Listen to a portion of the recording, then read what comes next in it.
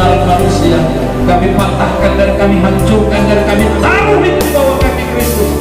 Hanya Kristus saja yang ditinggikan dan dimuliakan di dalam nama Tuhan Yesus. Dan kami tidak izinkan pekerjaan sejahat mengambil bagian di dalam suasana situasi kota dan negeri kami, Sibolga dan Tanteng ini. Tapi jadilah kehendak Allah, jadilah apa yang Tuhan kehendaki di bumi seperti di sorga, terjadi di Sibolga dan Tanteng ini dalam nama Tuhan Yesus. Terima kasih Bapa, terima kasih. Dan kami percaya melalui hidup kami Tuhan akan pakai untuk menuai berlaksa-laksa jiwa-jiwa datang kepada Tuhan dalam nama Yesus. Kami bersyukur dan kami berdoa. Haleluya. Bersama kita katakan haleluya. Salam bagi kita semuanya. Oke, jam berapa ini? Oh, berarti nanti jam 9 kurang 15.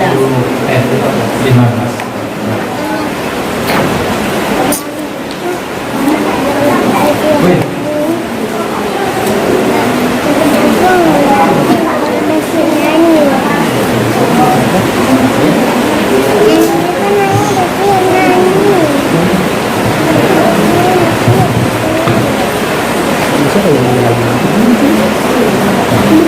Oke, baik. Karena hujan, suasananya, aturannya udah panas sekali tadi ya, lumayan dingin. Oke, mari beri perhatiannya untuk materi kita malam hari ini. Saya percaya materi ini tidak terlalu sulit untuk kita pahami, bahkan istilah-istilah yang ada di dalamnya pun sudah sering kita dengar. Hanya kita mengingatkannya lagi kepada kita di malam hari ini.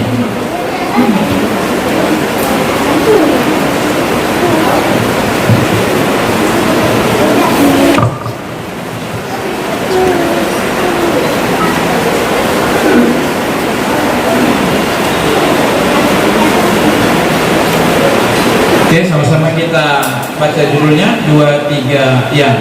Sikap pelayan Kristus sejati. Berarti ada yang palsu ya.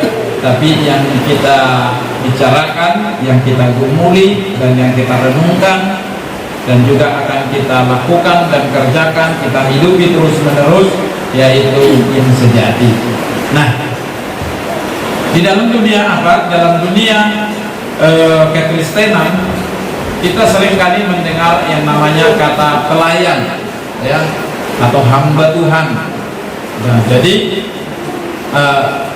jadi hamba Tuhan itu bukan pendeta saja ya. Kalau kita lihat maknanya di dalam Alkitab, semua orang yang telah percaya kepada Kristus dan mengakui di dalam hidupnya Yesus ya, Yesus adalah Tuhan.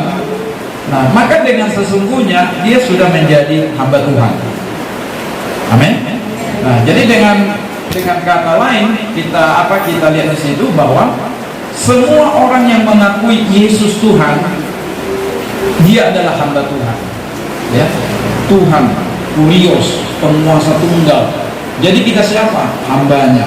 Ya, cuma seringkali di dalam praktek kehidupan kekristenan kita dimaknai atau dialamatkan kata pelayan, kata hamba Tuhan itu ditujukan kepada orang yang sedang memberitakan firman, atau orang yang sedang berkhotbah, atau orang yang melayani di dalam gereja.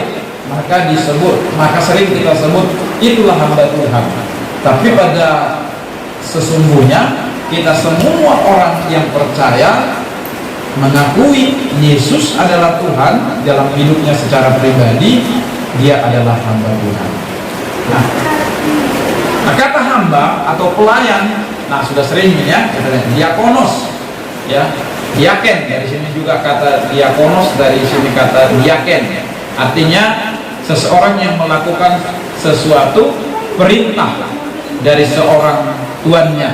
Jadi kalau kita sedang melakukan perintah Tuhan, kita disebut diakonos, diaken, para diaken katanya gitu ya. Nah, jadi pada umumnya kita semua yang ada saat ini para diaken gitu ya, para diaken, para penatua. Yang kedua, doulos. Nah, ini sudah sering kali juga, artinya seorang budak. Seseorang yang menyerahkan dirinya kepada orang lain untuk dilayaninya, atau seseorang yang mengabdikan dirinya kepada orang lain dengan mengorbankan kepentingannya sendiri. Nah, orang yang mengorbankan kepentingannya diri sendiri untuk melayani seseorang, itu disebut dengan doulos, ya, hamba, budak. Nah, jadi tidak ada lagi tidak ada lagi hak bebasnya, hak pribadinya.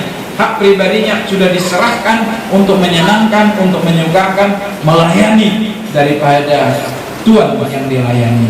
Nah, harusnya begitu sikap kita sebagai pengertian kita juga sebagai hamba-hamba Tuhan, sebagai hamba Tuhan. Tidak ada lagi kepentingan yang lain selain daripada Tuhan saja. Nah, sedikit saudara kesaksian bahwa orang-orang yang masih terikat tentang sesuatu di dalam komunitas kita, misalnya itu di kelompok di kelompok sel, di sektor, atau di jangan dihakimi, ya, jangan diserang. Nah, seringkali kita menyerang gitu ya. Nah, tapi kita bersahabat dengannya, sampaikan kebenaran. Ini sebuah contoh. Nah, ada seorang anak muda ikut, memang sebenarnya sudah tertolak sebenarnya dia ikut, ya, di dalam tapi karena ada yang care, ada yang peduli, tidak mempercakapkan kalau dia masih merokok, masih ini. Nah, tapi tetap diterima.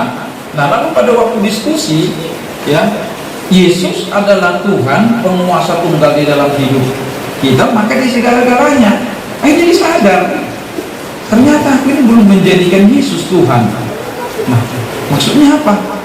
Nah, buktinya masih ada yang menguasai saya, rokok katanya.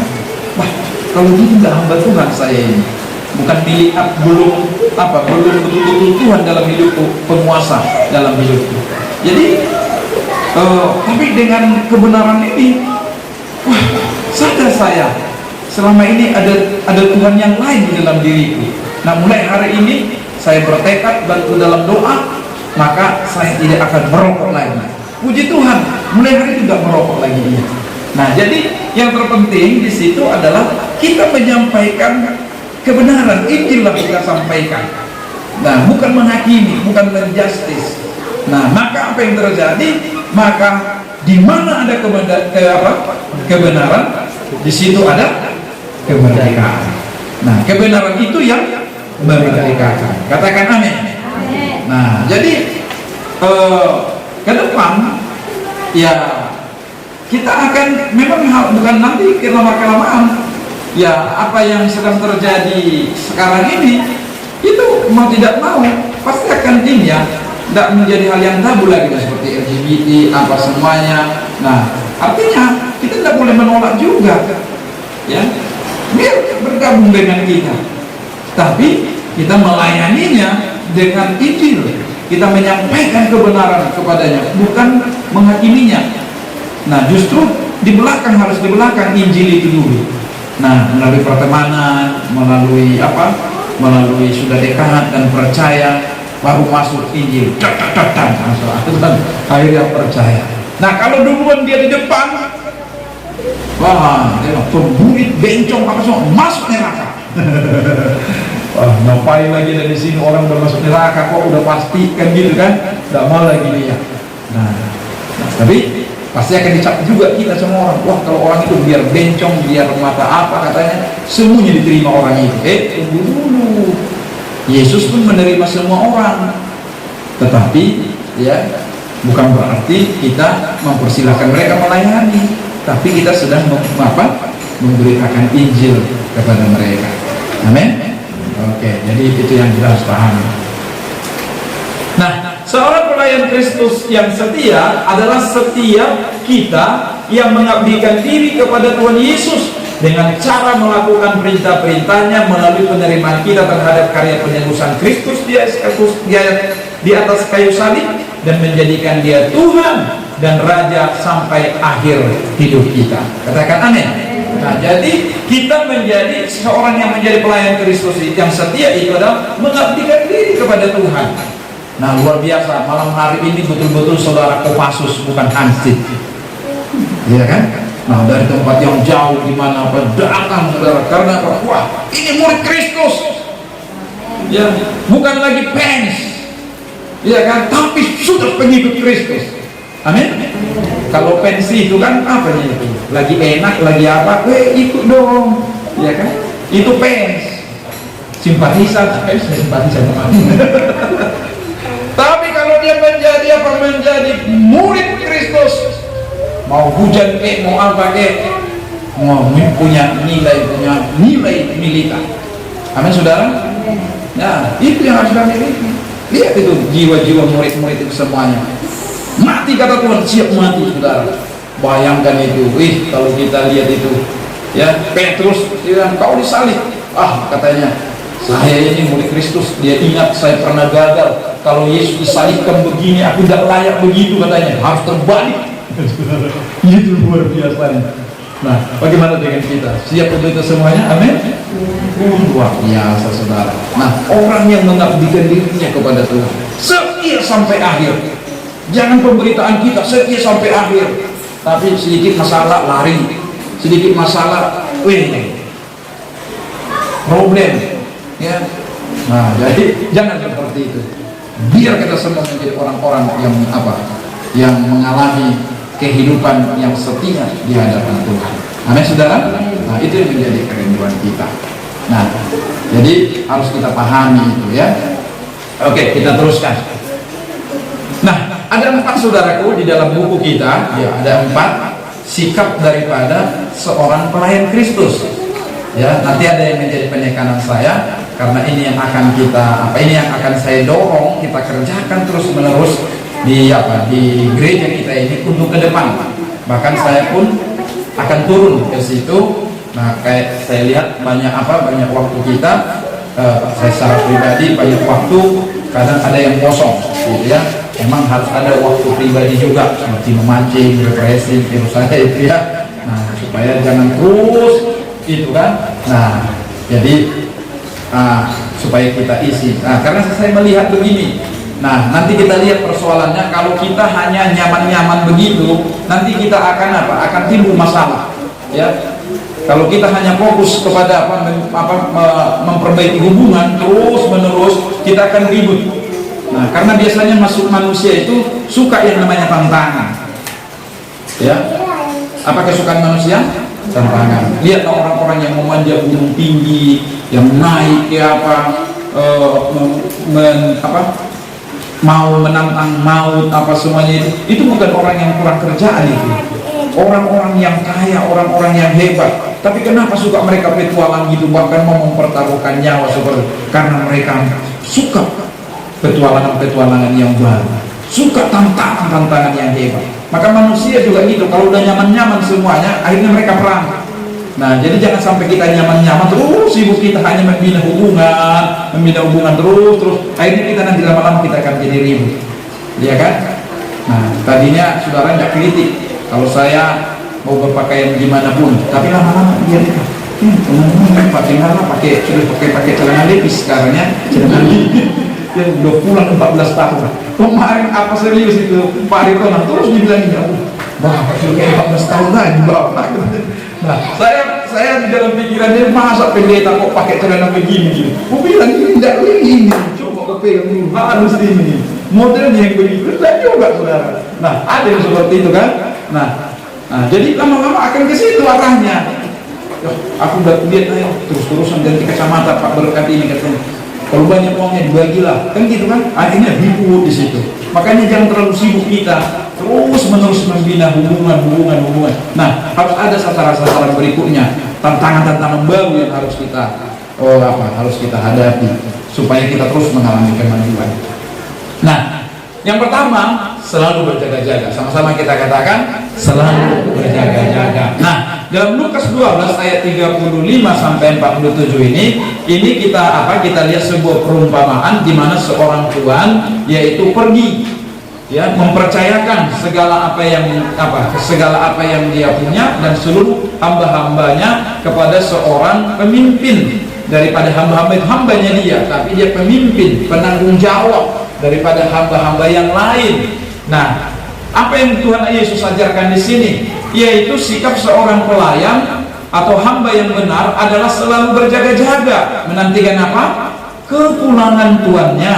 Bisa terjadi kapan saja, di waktu yang hamba itu tidak ketahui. Jadi sikap berjaga-jaga mencerminkan sikap hati seorang pelayan yang selalu merindukan dan terus berusaha untuk menyenangkan tuannya dengan cara melakukan apa yang tuannya kehendaki. Jadi di sini tidak dilihat. Seringkali kita melayani dengan bagus, dengan baik kalau ada yang melihat. Tapi kalau tidak dilihat, kita sembrono, asal-asalan gitu. Ada yang nawasi, nggak ada yang memperhatikan. Ya, nggak di sini koordinator, nggak di sini Pak Gembala, nggak di sini ini gitu. Nah, itu sikap tidak benar. Sikap yang benar itu harus berjaga-jaga, sama seperti hamba-hamba ini. Nah, waktu dia pergi, hamba itu apa? Kalau dia hamba yang baik, dia akan apa? Memberi makan hamba-hamba yang lain, memberi minum pada waktunya, memberi mereka istirahat. Tapi hamba yang jahat itu, dia bilang begini dalam hatinya, wih, Tuhan sudah pergi, ini mumpung dari sini dia, saya sekarang jadi raja. Nah, dipukulinya semua apa itu? Hamba-hamba yang lain, kerja kau, buat ini, tidak kau kerjakan, awas ya. Nah gitu, disiksanya, karena dia sudah menjadi apa? Menjadi tuan, karena tuannya ada di situ. Nah, banyak orang seperti itu juga.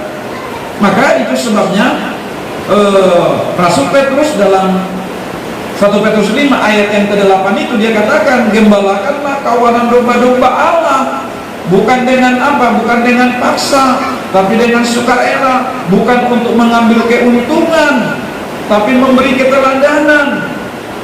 Nah, itu yang apa? Itu yang menjadi penekanannya di situ. Jadi ini yang kita harus selalu kerjakan. Dilihat atau tidak dilihat, dipuji atau tidak dipuji, diberi penghargaan atau tidak pun, kita melakukan, kita mengerjakan semuanya itu hanya untuk menyenangkan hati Tuhan. Katakan amin. Ya, kita bersyukur saudara, kita tidak biasakan ada PK di gereja kita ini ya. Walaupun untuk waktu tertentu kita merasa itu penting, kita kerjakan.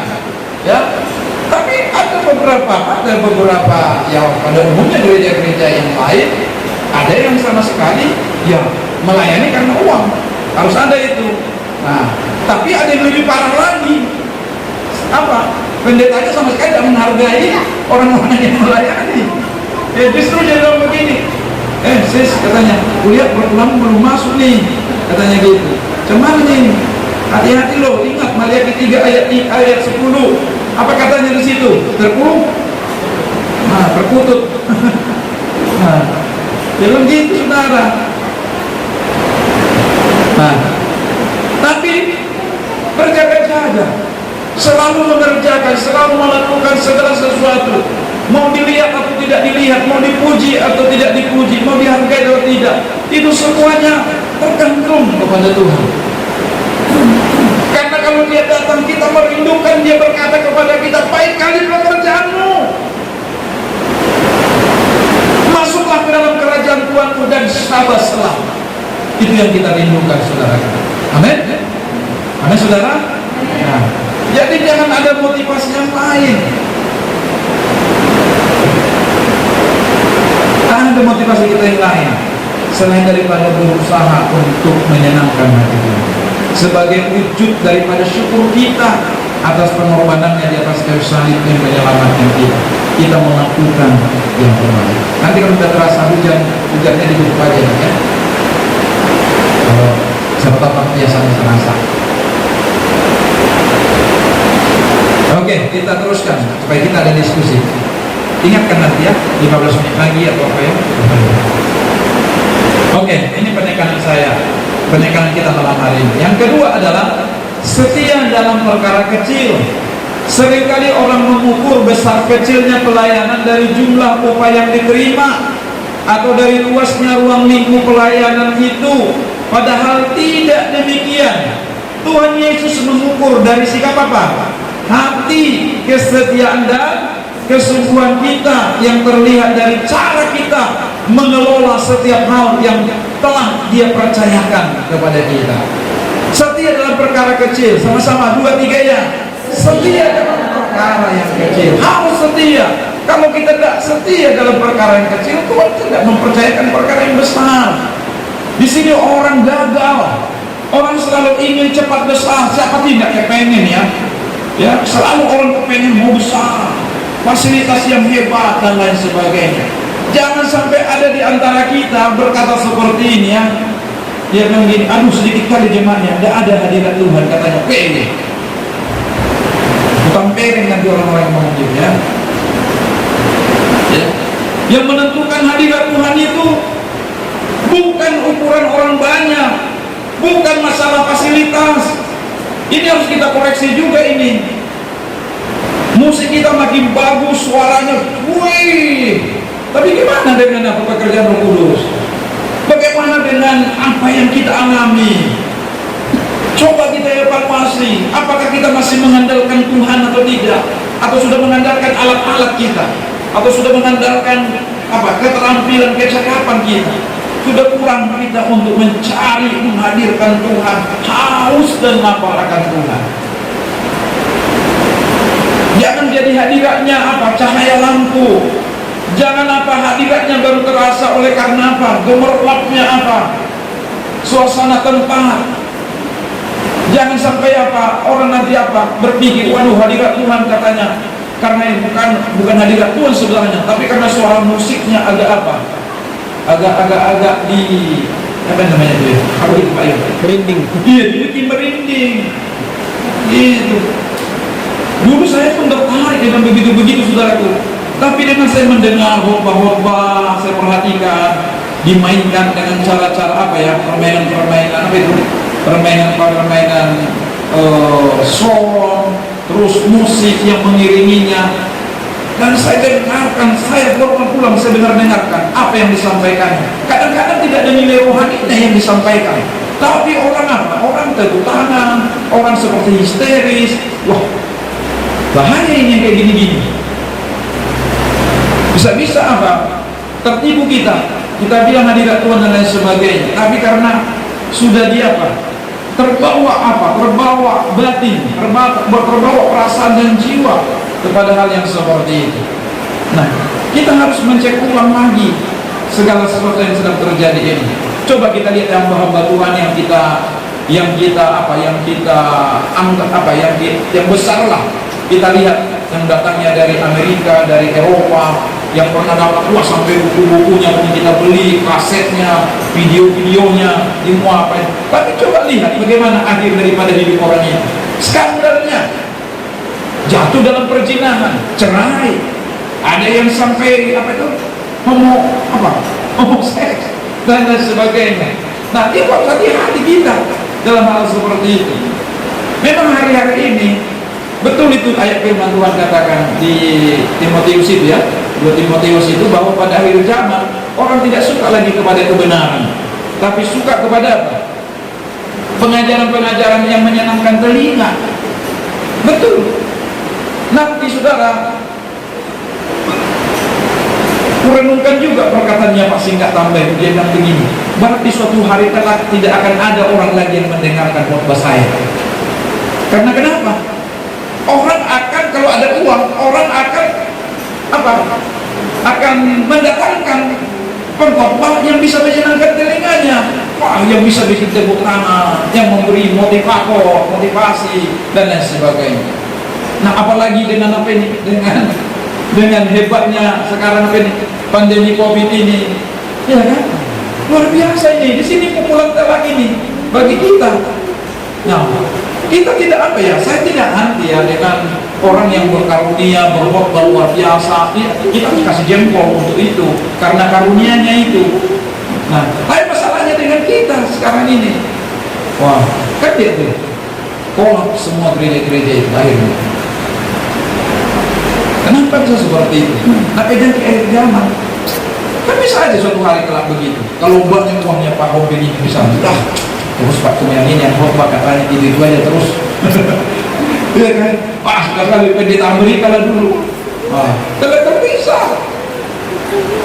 Panggil kawan-kawan semuanya.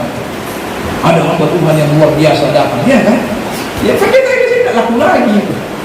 Nah, tapi apakah itu adalah sesuatu yang apa? Sesuatu yang sehat, sesuatu yang benar. Nah, itu yang harus kita, itulah yang harus dibentengi dari gereja kita, dari kehidupan jemaat. Makanya kita harus dimuridkan, makanya kita dimuridkan hari ini. Amin. Ya, yang percaya sudah. Aku heran melihat orang percaya pendeta yang datang jauh-jauh, belum pernah lihat, tak pernah tahu seperti apa kehidupannya sehari-hari, tapi percaya. Amin amin untuk itu. Bayarannya mahal-mahal. Tapi untuk pendetanya sendiri, katanya kurang berapa itu. Nggak ada cinta Tuhan itu. Coba bayangin. Nah, saudara, kalau ada di antara saudara seperti itu, aduh, saya harus luruskan lah itu. Bayangkanlah, mau menderita di Sibolga ini, makan tidak makan, dia berdoa sampai jenggotan, mati pun nanti di Sibolga ini. Nah, karena apa? Karena cintanya kepada Sibolga ini. Hanya karena datang orang satu hari, dia bilang begini, aku diutus Tuhan menyampaikan firman di Sibolga, karena tidak ada hamba-hamba Tuhan yang memberi hati untuk Sibolga. Percaya pula kita dengan yang kayak begini. Halo, udah sadarnya kita sekarang? Ayo saudara, ya, bilang aja sama dia gini. Kalau ada orang, aduh bapak cinta kali dengan Sibolga ini, puji Tuhan, tinggal dapat di sini ya 3 bulan untuk trip pertama. Ya, kita lihat dulu, kita saksikan dulu, betul-betul tidak mencintai Sibolga ini. Setelah itu lulus, aduh pendeta kami Pak, atau pendeta sana udah 20 tahun, bapak 10 tahun lagi Pak ya, masih tahan enggak? Ya, kasih sama orang-orang kayak gitu. Ya kan? Nah, jadi itu harus kita. Nah, kembali ke dalam firman Tuhan ini atau kepada materi kita. Nah, jadi tidak diukur besar kecilnya sebuah pelayanan, tetapi diukur dari sikap hati kesetiaan kita, terlihat dari cara kita mengelola setiap hal yang telah dipercayakan kepada kita. Mungkin hanya 1 yang dikasih oleh Tuhan, mungkin hanya 2 atau mungkin 5. Tapi bagaimana sikap kita di dalam mengelola itu, di dalam menanggung jawabinya? Sukacitanya kita mengerjakan, senangnya kita melakukan atau tidak? Itu yang menjadi problem bagi kita. Tapi seorang pelayan Tuhan yang sejati tidak melihat soal-soal itu, tapi dipercayakan kepada dia, itu sebuah kehormatan baginya. Amin. Itu sebuah kehormatan. Itu sebuah kehormatan. Nah, makanya gereja yang selama itu tadi maksud saya, akhirnya ke apa? Melebar kemana kemarin, ke sana kemarin. Nah, gereja saudaraku terjebak berpikir dengan apa? Dengan jumlah orang yang banyak itu sebuah kesuksesan, itu sebuah keberhasilan. Akhirnya Tuhan marah, Tuhan koreksilah dunia ini karena sudah apa? Sudah terjadi seperti itu di dalam gereja. Ingat loh, saya selalu berpatokan bukan kepada di luar ya, saya hanya berpatokan kepada gereja. Lihat bahwa Tuhan memulai penghakimannya itu di mana? Dimulai dari mana? Dari rumah Tuhan. Kan itu katanya itu. 1 Petrus itu kan, bahwa penghakiman itu dimulai dari rumah Tuhan. Makanya Petrus katakan, kalau orang benar itu hampir-hampir tidak selamat, bagaimana dengan dunia ini? Gitu. Karena kenapa? Gereja itu kan sudah seperti model apa itu sekarang kalau kita lihat sebelum COVID ini. Nah, yang pertama, gereja itu sudah model berupaya menyenangkan manusia, yaitu apa? Wah, bagaimana apanya ya? Memang kita membutuhkan gedung, kita membutuhkan fasilitas, tapi jangan itu yang paling utama. Ya, soundnya luar biasa, lampu-lampunya dan lain sebagainya, semua fasilitasnya oke. Nah, semua yang menyenangkan, habis ibadah bisa makan, habis ibadah bisa belanja, habis itu apa semuanya perlu dikunjungi dan lain sebagainya. Wih, pokoknya enak tenang lah. Nah, itu yang model yang pertama. Model yang kedua, model apa? Model studio kan, J21, ya kan? Nah, dua pertunjukannya, siapa pendetanya, siapa artisnya, siapa singernya, siapa penerima tamunya, bagaimana orang itu yang dicari, bukan Tuhan. Asik, wah, bentar ini tepuk tangan, memuaskan hati dan lain sebagainya. Akhirnya Tuhan koreksi, diizinkanlah COVID ini. Akhirnya apa yang terjadi? Kursi-kursi yang bagus itu diduduki oleh tikus, digigiti tikus, diberani tikus sekarang yang sudah. Ya, kenapa? Tidak bisa orang masuk ke dalam. Ya, tidak bisa orang masuk, dibatasi. Kan seperti itu kenyataannya. Nah, bagaimana? Melupakan apa yang esensi dalam gereja itu, memuridkan. Nah, kalau kita lihat, yuk kita belajar sedikit. Nah, kalau kita lihat pada waktu apa? Pada waktu Tuhan apa? Tuhan membuat mujizat di antara 12 sampai 17 ribu orang itu. Hanya dicatat 5.000 orang laki-laki. Kan Tuhan kembali kepada pemuridan. Dia muridkan ya 12 orang. Habutannya itu jalan. Nah, itu juga yang dikerjakan oleh murid-murid. Terjadi revival Pentakosta pertama. Dilawat Tuhan. Khotbah Petrus, tidak lama-lama tobat orang berapa? 3.000 orang. Setelah 3.000, gimana caranya itu? Apakah mereka kumpul-kumpul 3.000 tiap hari? Tidak, saudaraku. Kita lihat dalam Alkitab itu dikatakan apa? Di rumah-rumah, belum ada gedung gereja seperti yang sekarang. Tidak ada gedung gereja. Memang ada gedung bait Allah di situ. Apakah mereka imamnya di sana? Oh, tentu tidak. Justru karena itulah maka ditangkap mereka, saudara. Di rumah-rumah kecil-kecil rumahnya, bergiliran, bergantian. Apa itu? Kelompok sel. Ya, seperti apa? Ibadah-ibadah kecil. Di follow up semuanya dari 3.000 itu dipecah-pecah jadi gereja-gereja rumah, saudara. Dimuridkan orang-orang itu. Jangan kita bangga setiap ibadah raya kita, ada jiwa-jiwa baru, penuh gedung di mana kita ibadah, 400 jiwa sekali ibadah. Puji Tuhan kalau itu terjadi nantinya. Tapi bagaimana kita mempol up jemaat yang banyak ini? Itu yang paling penting. Untung tidak datang Pak Agus ya. Pak Agus bilang, aku penginjil. Di GBI tidak berlaku lagi yang begitu sekarang. Dia bilang aku penginjil apa semuanya. Sekarang udah digabung. Penginjilan dan pemuridan adalah satu. Menginjili tanpa dimuridkan murtad lagi. Jadi harus terus di-follow up dengan pemuridan. Harus dimuridkan. Jadi itu yang menjadi harapan kita. Hauslah kita akan jiwa-jiwa. Mulai minggu depan dalam ibadah kita, kalau ada jiwa baru, harus haus kita akan itu. Ada jiwa baru, di mana alamatnya bisa kunjungi, tidak bisa telepon. Harus kita menangkan, harus kita pull up terus. Itu menjadi kerinduan kita. Amin. Nah, itu gereja itu 3.000, tidak ngumpul-ngumpul tiap hari itu Bapak Ibu.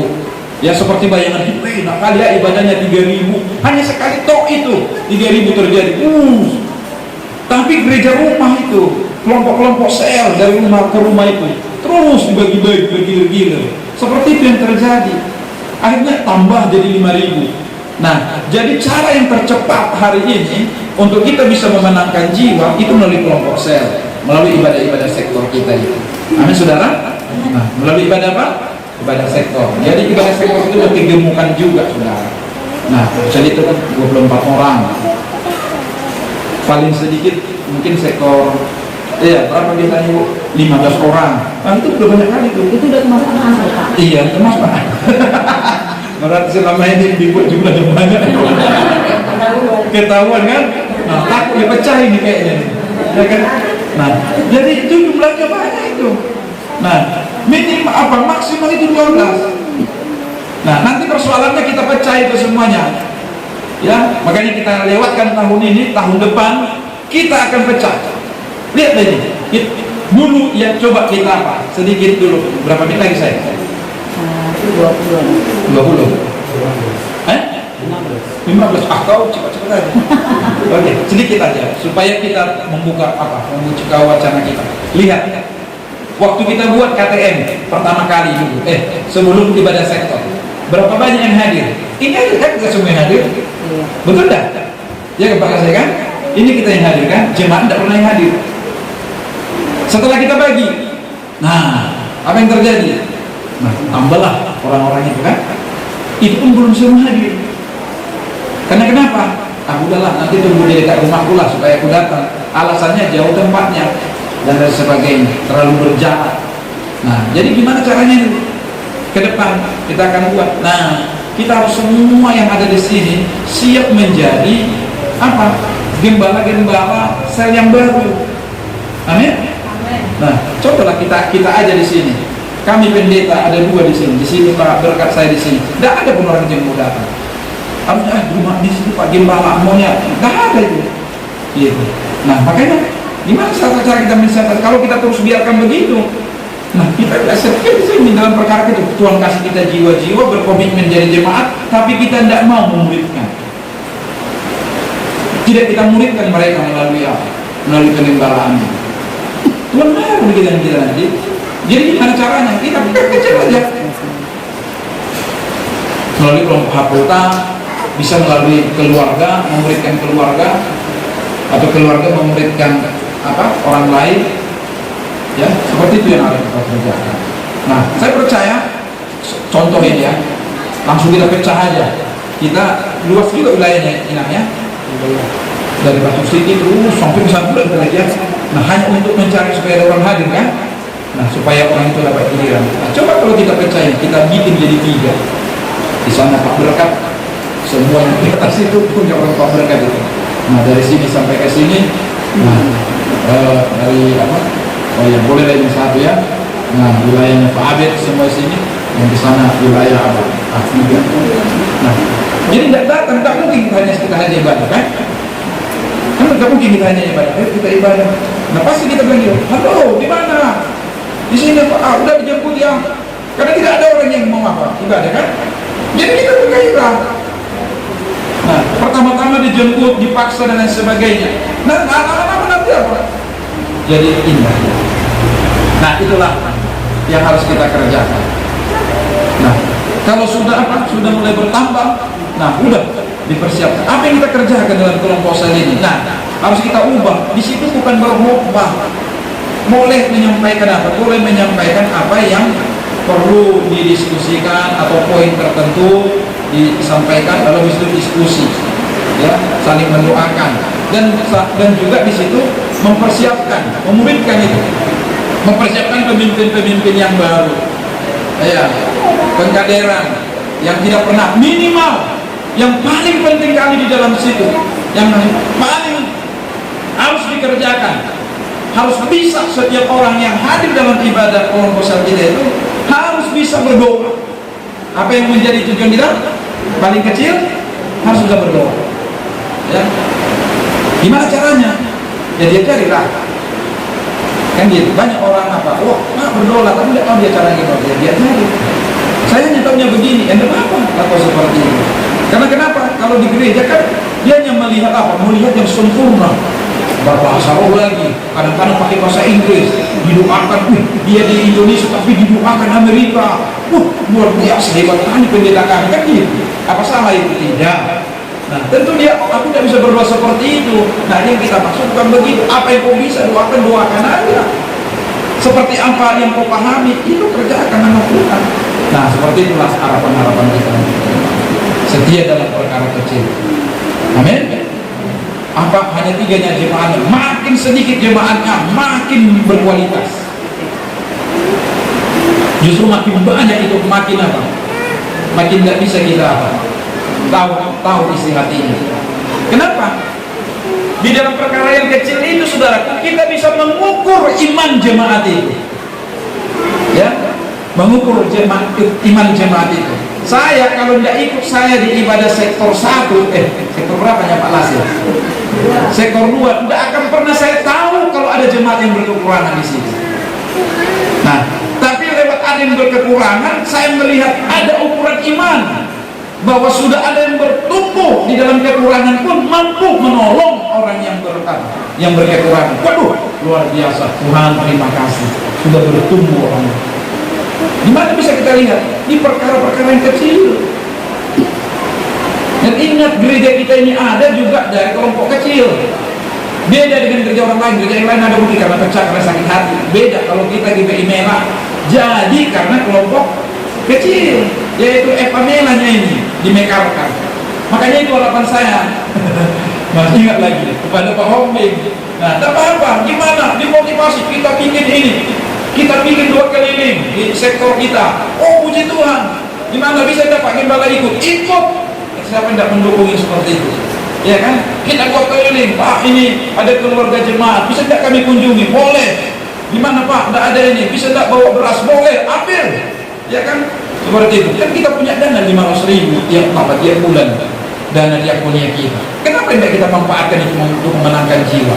Hanya menunggu supaya mati dulu baru keluar itu. Ya kan? Masa kita harus mati-mati dulu baru bisa keluar itu? Ya, kalau bisa menghidupkan, kita pakai lagi. Amin, Ros. Ya. Jangan setelah mati baru keluar 200.000.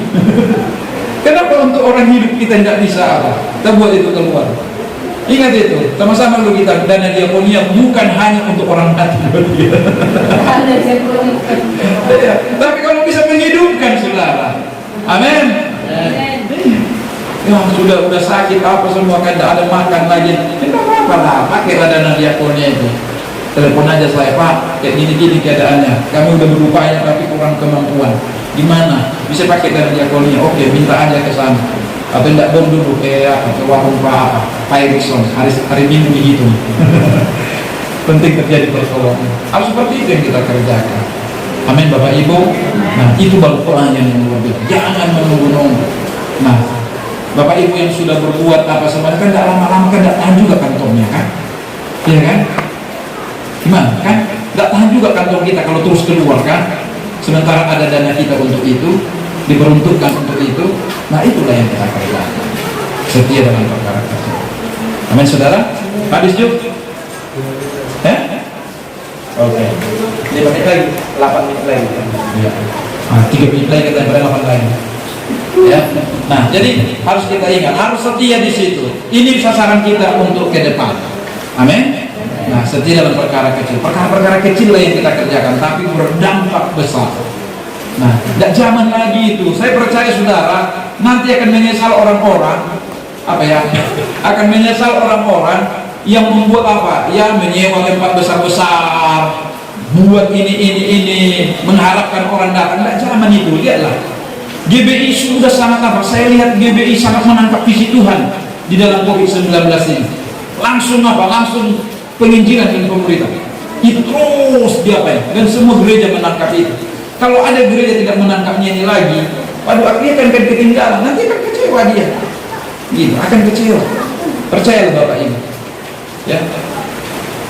Saya yakin kalau kita terus mengerjakan hal-hal yang luar biasa ini, entah besok tidak dikasih pun kita ibadah di gedung di gedung Aula TKC Dharma Melati ini. Tapi kalau gereja itu akan tetap jalan. Ya, selnya itu akan jalan. Nah, gimana nih Pak? Kita tidak bisa ibadah. Dan apa? Puji Tuhan, gereja rumah kita mainkan. Ya, sektor ini, mainkan saja ibadah di rumah-rumah. Siapa yang larang? Dan yang larang tetap dia hidup. Ya, tetap dia akan jalan. Ngapain kita nangis gara-gara gedung? Seperti apa? Kayak membunuh aja kita gara-gara ada gedung. Ya, bisanya kita kerjakan hal yang lain. Karena gereja mula-mula pun tidak ada gedung mereka, rumah-rumahnya mereka pakai. Tapi hidup dan makin berkembang. Karena sasaran mereka adalah penginjilan dan pemuritan. Orang yang dimenangkan itu diinjili, setelah itu dimuridkan. Bagaimana caranya memuridkan? Nah, melalui cara itu. Nah, ingat saudaraku. Nah, makanya teruslah kita kerjakan ibadah-ibadah sektor kita itu, kita habiskan tahun ini, kita kerjakan dengan serius. Ya, biasanya itu. Di dalam memulai pelayanan itu ada 4 hal tahapan yang sering terjadi. Yang pertama, masa bulan madu. Ya, kalau kita mulai pelayanan, kita mulai aku semangat, kita puasa, ini, semangat semuanya. Wah, gimana keadaan sakit kok ya? Kita kunjungi, luar biasa 3 bulan. Setelah itu apa? Masuklah masa komplit. Iya kan? Karena kenapa? Tadi fokusnya hanya ke dirinya sendiri. Nah, mulailah komplit. Dia bilang itulah terlambat terus datang. Padahal sudah dibilang jangan terlambat. Tidak ada komitmen. Waduh, mulai tersinggung. Ya kan? Nah, gimana nih disuruh ini udah sekian lama, tidak bisa. Cuman kayak gitu. Harus jadi berkat lah. Akhirnya tersinggung. Nah, itu yang kedua. Ya. Tapi ingat, kalau ada konflik, itu tandanya bahwa komunitas kita itu sedang bertumbuh.